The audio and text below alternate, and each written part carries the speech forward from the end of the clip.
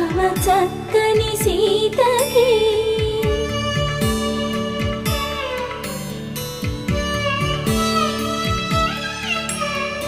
ఎర్ర జాబిలి చేయి రాముడేడని అడుగుతుంటే చూడలేదని పెదవి చెప్పే చెప్పలేమని కనులు చెప్పే నల్ల పూసై